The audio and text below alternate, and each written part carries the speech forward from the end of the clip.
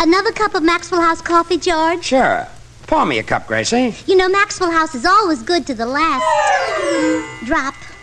And that drop's good, too. Yes, it's Maxwell House Coffee Time, starring George Burns and Gracie Allen.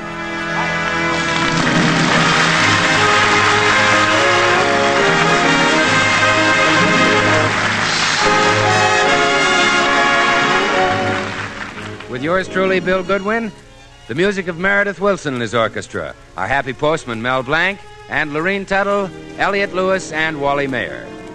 For your Thursday night comedy enjoyment, it's George and Gracie. And for your everyday coffee drinking enjoyment, it's Maxwell House, the coffee that's always good to the last drop.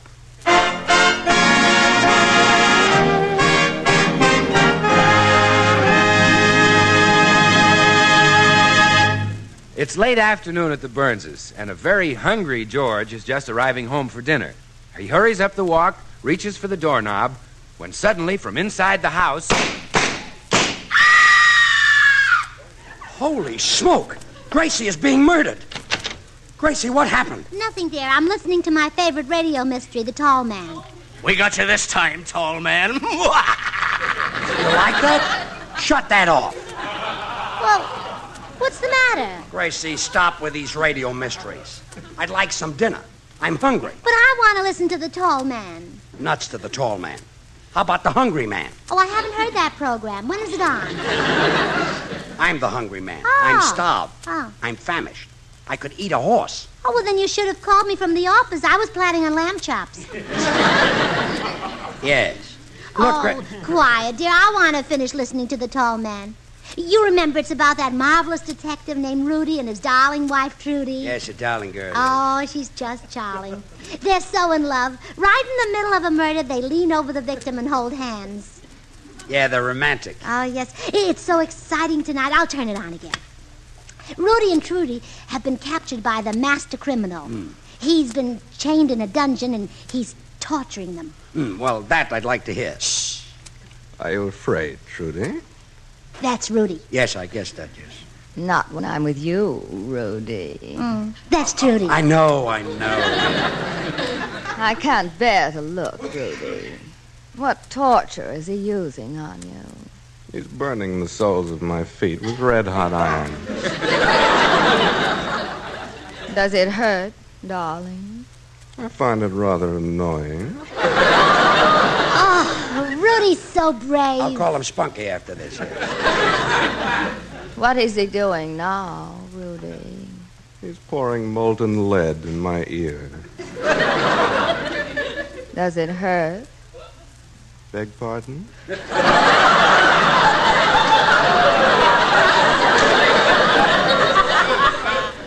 Is it frightfully painful? I'm beginning to get bored. Care for a kiss, sweetheart? Naturally. Oh, Rudy's so romantic. He's a romantic chap, yes. I think I shall break these chains and capture this ruffian. Do that, Rudy. I shall, Trudy. Oh, Rudy's so strong. He's a brute, yes. Stand back, tall man. I got you covered with my Tommy gun. I'm not impressed. Take that. Ooh! How splendid, Rudy. Now, how shall we escape from this dungeon? Simple, Trudy. I shall take the springs from that bed and build a radio broadcasting station. Oh, no.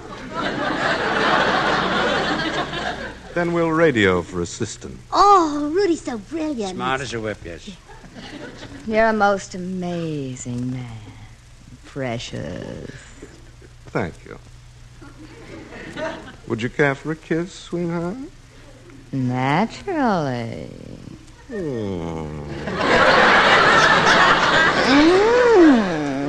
Shut that thing off. Shut it off. Shut it off. Oh, aren't they wonderful, George? Yeah, they're wonderful, wonderful. Now, how about some food? I'm starved. Oh, food. The tall man and his wife would never bother with food. They're too busy discovering murders and grilling suspects. All right. Grill me a suspect, I'll eat that. Oh, George, why can't you be more like Rudy the tall man? Does he yap at his wife about cooking and things like that? No. He's romantic. When he comes home, he kisses her hand. All right. Stick your hand up to my mouth. With your appetite, I wouldn't dare. Well, all right, dear, all right. I'll show you how quickly I can get domestic. Now, how would you like some nice lamb chops, mashed potatoes and gravy, fresh asparagus, green salad, and apple pie? Great. All right, I'll call the Brown Derby, make a reservation. You really got domestic there. Oh, brother, I can eat a horse. I'm really hungry. Hello? Is that you, Dave? Yeah. What's on your mind? Oh, Donna, someone else is on the line. Hey, listen, Dave. Got a little job to do. Got to get rid of a rat. Oh, it's a couple of killers. Well, hang up. Okay. When do we do the job? How about tonight? We'll collect overtime. Yeah. They're going to kill a man tonight. Oh, stop. Where is the rat? 360 North Camden Drive. Meet me there in 2 hours. What if there's no one home? Oh, yeah. I'll call and check on that. Okay. What's it gonna be? Poison? Nah, that's too slow. I got you, Pete. I'll see you there. So long. I heard it. I heard the whole plot to murder a man. Oh, we've got to warn him, George. Where's 360 North Camden Drive? That's our house. Well, good. Let's go. Yo, George! What's the matter? The killers are after you. Gracie, you've been listening to too many of these crime programs. You're imagining this. They're here already. It's the killers. Oh, it's Bill Goodwin. I saw him through the window. Come in. Hi, Burnses. What's new? Oh, Bill, they're going to shoot George. Why, did he break a leg?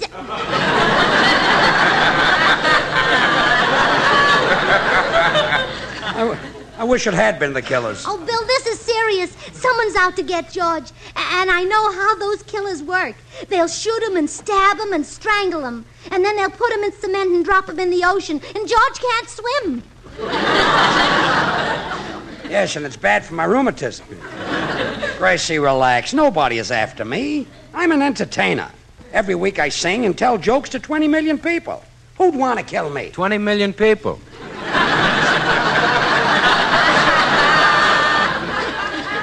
Bill, please remember who pays your salary. You're not working for Hope now. No, that's right. Now I'm working for charity. Why, Boys, listen. how can you fight among yourselves when George's life is in danger? Bill, why don't you be George's bodyguard? Thanks, but I don't need a guard. No, but you could sure use a body. I don't believe any of this killer stuff. Hello? Hello? Is George Burns there? Yes. George, it's one of the killers. Oh, stop kidding. Give me the phone. Hello? Burns? That's me. Just wanted to make sure that you were home. See you at 9 o'clock. You were right. The killers are coming for me. George, I think I'm going to faint. Oh, darn it, he beat me to it.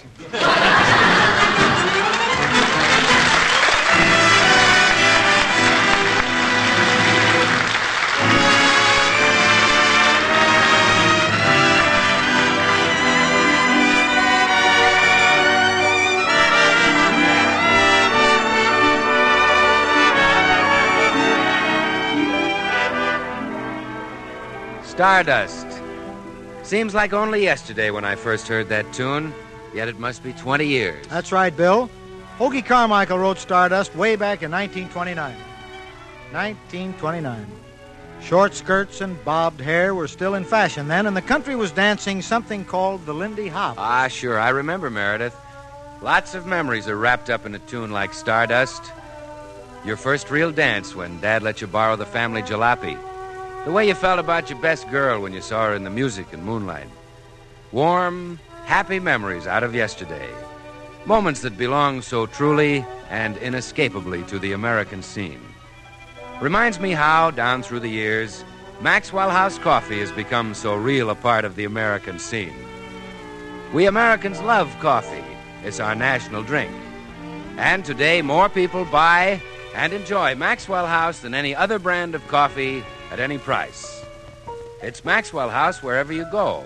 How explain this amazing preference? Listen. Flavor's the answer, of course. That good-to-the-last-drop Maxwell House flavor that results from the skillful blending of these Highland-grown Latin American coffees.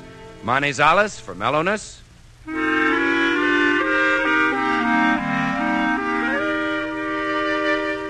Medellins for richness.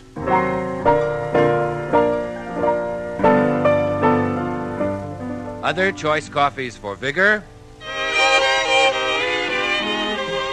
And Bucaramangas for full body.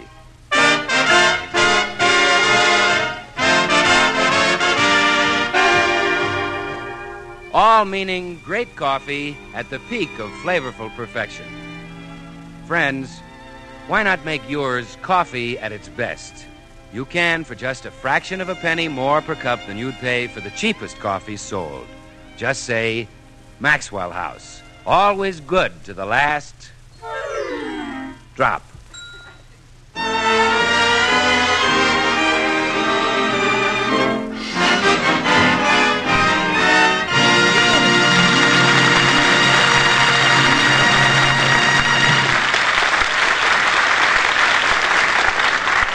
Oh, George, what'll we do? The killers are coming for you. Yeah. Any minute now, somebody will take a pot shot at me. Yeah, get your stomach away from that window. Gee, who can I turn to for help? Oh, I've got it. I know just the one who can save you, the tall man. It's a radio program. But I read in a magazine that Rudy and Trudy are really man and wife, and I know where they live. Come on. Gracie, listen. Radio stars are not the same in person as they are on the air. On their programs, Sinatra's skinny, Jack Benny is stingy, and Eddie Cantor is an old man. But have you seen them in person? Yeah, and that clinches my argument. Come on. Yeah, let's go.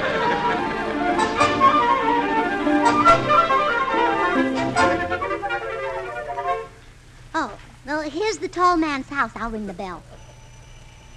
Oh, Rudy can save you from those killers. He's so strong and brave and clever. Well, what is it? Are you, Trudy? That's right. What do you want? Well, we want to speak to your husband, the tall man. Hey, Rudy, you've got visitors. Oh, not now, Trudy. I'm in agony. This hangnail is killing me. A hangnail bothers the tall man? Oh, there must be some mistake. I know he's brave. Oh, look at this piece of skin dangling down. My own skin. It's almost 1/8 of an inch long. I told you I'd cut it off. No, don't touch me with those awful scissors. I'd faint. Hey, he's brave. Look, let's go, Gracie. I think we're... What can I do for you? Please make it brief because I'm suffering dreadfully. Oh, yes. A hangnail can be painful. I suppose you hurt your finger when you knocked out a bunch of gangsters. Ha! Tell them how you did it, stupid. I was trying to open a jar of peanut butter. Spilled it all over the floor, too. Well, it was too heavy for me. Stop making excuses. You're clumsy, that's all. But I thought he was so smart about doing things with his hands, like making a radio set out of the bed spring. Him? Old Butterfingers? Sure, he dropped the peanut butter. I'll never forget the time I asked him to put a new bulb in the lamp. He broke it all to pieces. That was your fault. You should have told me which end of the bulb to screw in. Let's get somebody else to help me. I don't No, think I got a George, chance. no. I think I'm ruined if I get this kid. Rudy, my husband is in danger, and we thought that you might be his bodyguard. What did I do? What's the matter? Look, crawling on the floor, a bug. Want me to kill it, strong heart? No, just shoo it out. You know I can't stand the sight of blood. I'm sorry. What were you saying? Well, I did want you to guard my husband, but somehow in person you don't seem to be like you are on the radio. I should hope not. That tall man is such a brutal character. Yeah, she's a bad man. I'd be much happier if they let me play Henry Aldrich. He'd be even happier if they let him play Ma Perkins.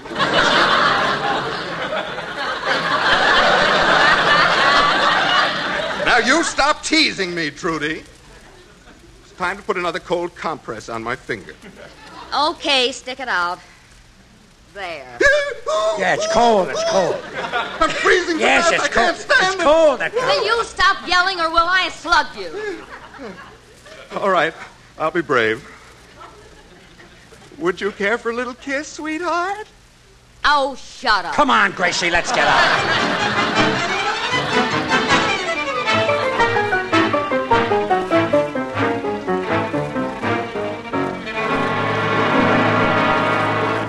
The tall man couldn't help us, Meredith, so now it's up to you and me to save George's life.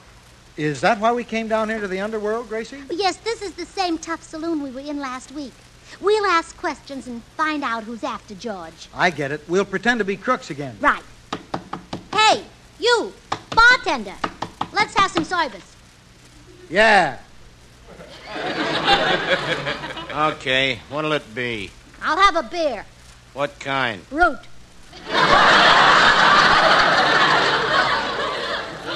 Yeah. Hey, ain't I seen your face someplace else? No, it's always been right here in the front of me head. Hey, I remember you now. You was here last week. Said your name was Gracie Catraz. That's me, sister to Alcatraz. Want some information? Yeah. Okay. What's the dope? He's my friend, Meredith Wilson.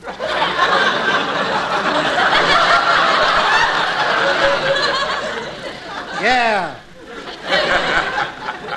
What do you want to know? Well, there's a couple of killers trying to knock off a pal of mine named Pretty Boy Burns. I want protection for him. Never heard of him. Here's his picture. Pretty boy, huh? Yeah. Sure outgrew it, didn't he? Yeah.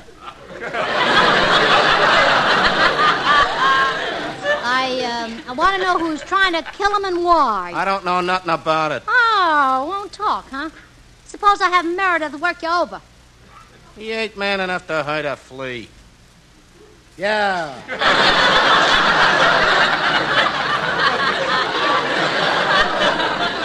Hey, look, I don't know nothing. If you want protection for Burns, why don't you get him a couple of flat feet? It's no good. He's already got a couple. That doesn't. Will you get out of here, sister? Yeah. Come on, Meredith. Meredith Wilson and his orchestra in Dippity-Doo-Dah.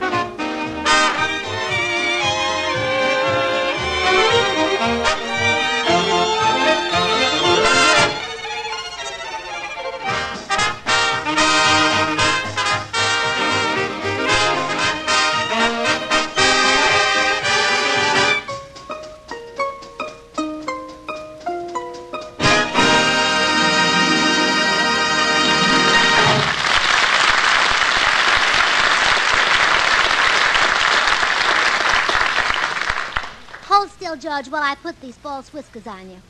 Gracie, do you think this plan will work? Well, certainly. You've got to escape from the killers, and a disguise is the only way. Nobody will know you're disguised as an old man. What are you doing now? Well, I'm drawing wrinkles on your face with my eyebrow pencil. There. Now, put on these spectacles and take this cane. Well, how do I look? Your own wife wouldn't know you. I'm not so sure. What did you say, Edgar?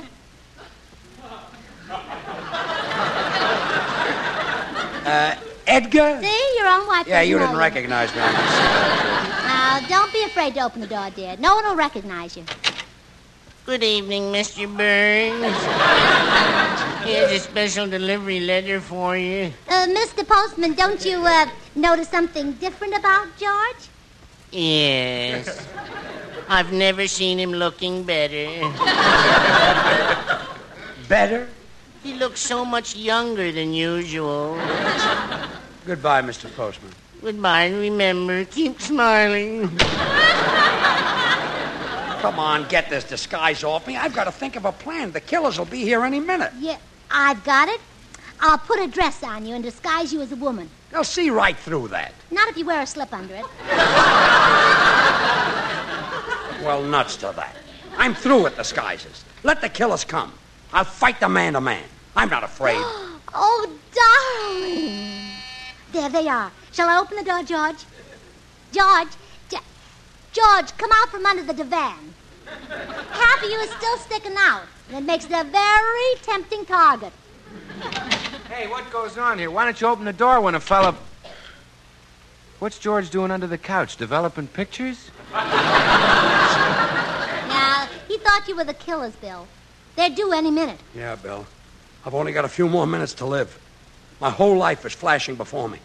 My childhood. The day I became 21. The day I went to war. Tell me, George, was it tough at Gettysburg? That's right.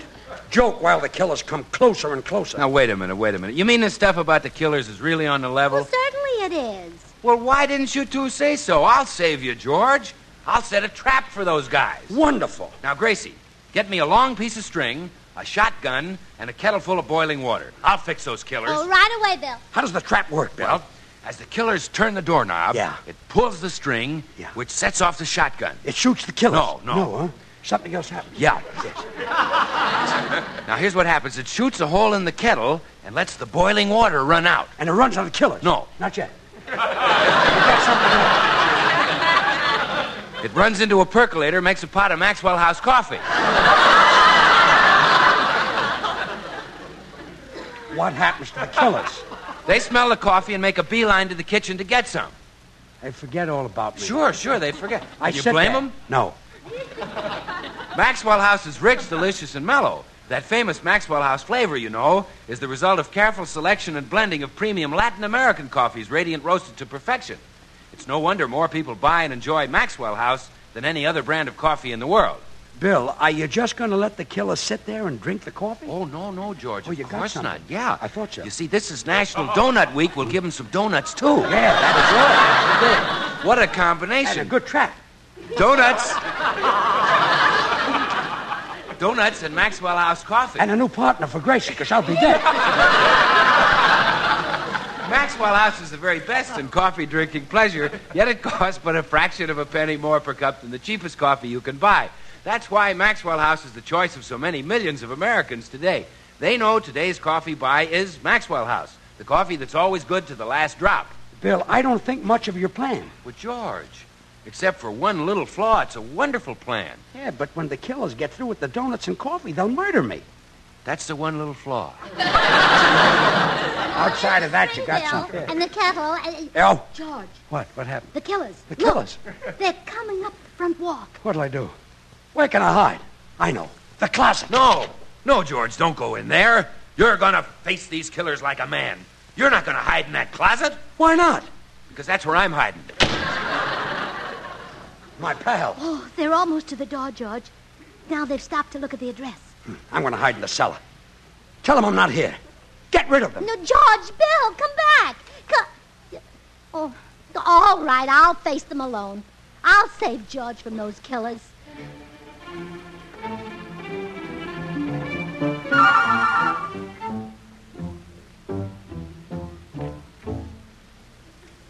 This the right place, Dave? Yeah, 360. Let's make this a quick one, Pete. Well, shouldn't take us long to get rid of one rat. Nah. Nah, it ain't like a termite job. The jobs I hate are them silverfish. Well, ants and moths ain't no bargain either. Uh-huh. What a lousy racket we're in, huh? You know, if I had it to do over again, I wouldn't be an exterminator. Me neither. Hey, when did this guy Burns call about the rat in his cellar? Oh, that was more than a month ago. Well, you know how the orders pile up. When I spoke to him today, he acted like he'd forgot all about it. Well, come on, let's get it over with. You come in. We called you today, lady. We're here Oh, yeah, I know why you're here. Okay. Where's the rat? He went to Florida.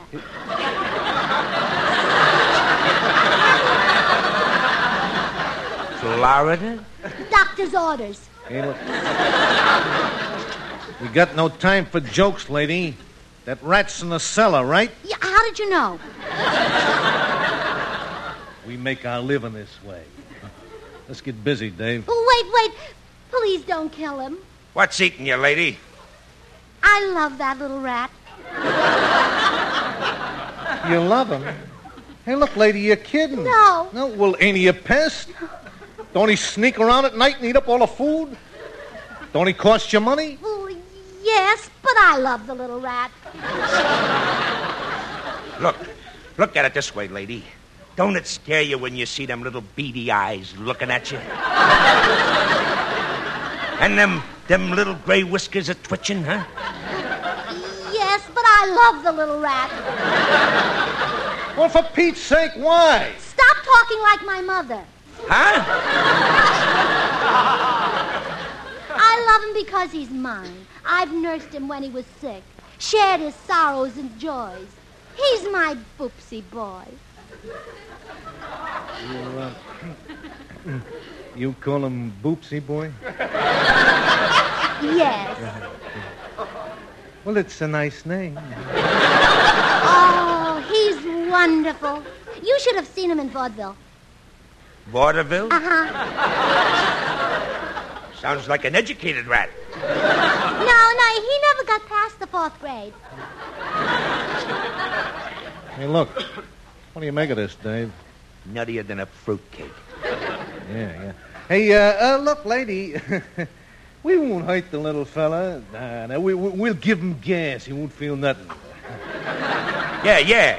And then we'll pick him up by the tail and carry him out. Yeah. This I gotta see. Who's this guy just popped out of the closet? He's Boopsy Boy's best friend. You and the rat are friends? Oh, sure. I've known the little guy for years. We wear each other's neckties. Another loony. Let's get out of here. No, nuts to that. I'm here to kill that rat, and I'm going to go down the basement and do it. Oh, no, please. Get away from that door.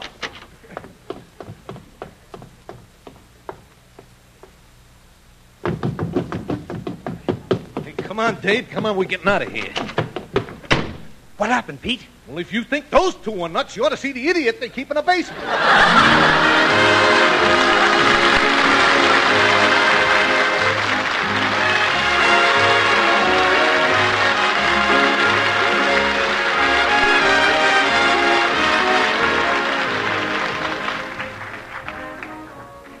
Join us again next week when we'll all be back.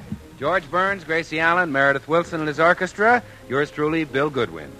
The George Burns and Gracie Allen Show is written by Paul Henning and Keith Fowler. Till next Thursday, good night and good luck from the makers of Maxwell House. Now stay tuned in for Noah Webster Says, which follows immediately over most of these stations. Mom dismayed by the breakfast parade? She'll thank her stars for instant Maxwell House coffee. It's instant, it's new, it's good to the last drop, too. Yes, trust Maxwell House to make a better instant coffee. True coffee flavor, true coffee aroma, because it's all coffee made from America's favorite, the famous Maxwell House blend. And thrifty. A jar of instant Maxwell House makes fully as much as a pound of regular coffee. This is